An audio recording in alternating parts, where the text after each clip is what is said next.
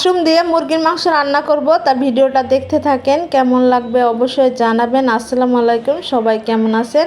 দেখেন আমি হচ্ছে যে এখন পেঁয়াজটা ভাজে নিয়েছি, এরপরে আমি দিয়ে দিয়েছি যে দেখেন তেজপাতা আর হচ্ছে গরম মশলা। এরপর আমি এই যে দেখেন মুরগির মাংসগুলো আমি আজকে একটু ভাজে নিব, অন্যরকম করে রান্না করব, যেহেতু মাশরুম দিয়ে রান্না করব। তা দেখতে থাকেন ভিডিওটা। আর হচ্ছে দেখেন আমি মাংসগুলো দিয়ে দিতেছিলাম। এখানে কিন্তু তেমন কোনো মাংসই ছিল না, শুধু এই যে হাড়টার আর কি। যাই হোক, এটা দিয়ে খাইতেও কিন্তু অনেক টেস্ট হয়েছিল। এখন আমি এই যে আদা রসুন বাটা, তারপর স্বাদ মতো লবণ আর হচ্ছে হলুদের গুঁড়া মরিচের গুঁড়া দিয়ে দিলাম। এখন আমি এটা দিয়ে আরও সুন্দর করে এটাকে কষায় নিব। দেখেন একবারে মানে এত টেস্ট লাগবে মাশরুম দিয়ে, আর যদি মুরগির মাংস রান্না করে খান তাহলে অনেক ভালো লাগবে। দেখেন কি সুন্দর করে এটা হইতেছে। একটু মাংসটা ভাইজে নিলে মাংসের যে কাঁচা গন্ধটা থাকে ওটা আর থাকে না আর কি, এই জন্য আমি হচ্ছে আগে একটু ভাইজে নিছি। এখন এই দেখেন কি সুন্দর করে কষানো হয়ে গেছে। এখন হইতেছে আমি সেই মাশরুমগুলো ধুয়ে রাখছিলাম ওইগুলো আমি দিয়ে দিতেছি।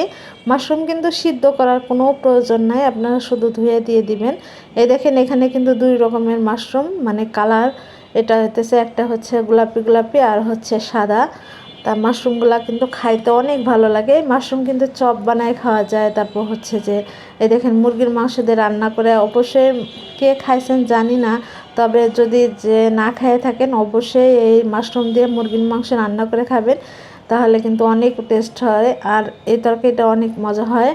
আর হচ্ছে যে এটা হইতেছে অন্যরকম একটা রান্না, মানে আমি খাইয়ে ওই দিনে মানে ওই ভাবির উপরে মুগ্ধ হয়ে গেছি, এত সুন্দর করে রান্না করছিল।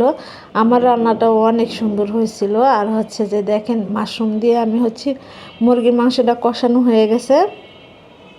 এখন হচ্ছে আমি দিয়ে দিব কাঁচামরিচ, কারণ কাঁচামরিচ ছাড়া কিন্তু কোনো তরকারি হচ্ছে যে আমার কাছে ভালো লাগে না।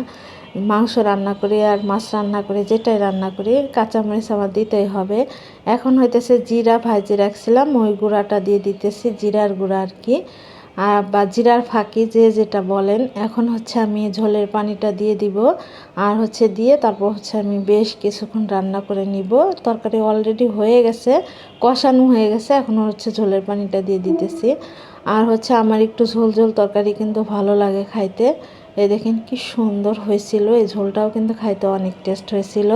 তার যদি কেউ না খেয়ে থাকেন অবশ্যই মাশরুম দিয়ে তারপর হচ্ছে মুরগির মাংস রান্না করে খাইয়ে দেখবেন, অনেক টেস্ট হয়, অনেক মজা হয়।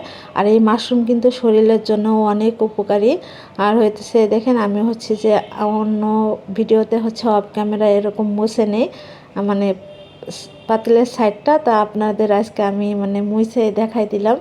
এটা আসলে দেখেন কি সুন্দর করে আর কি, মানে আমার সাইডে কোনো কিছু লাগে থাকলে এটা আমার দেখতে বিরক্তি লাগে। যাই হোক, সবাই ভালো থাকবেন, ভিডিও কেমন লাগলো জানাবেন। আল্লাহ হাফেজ।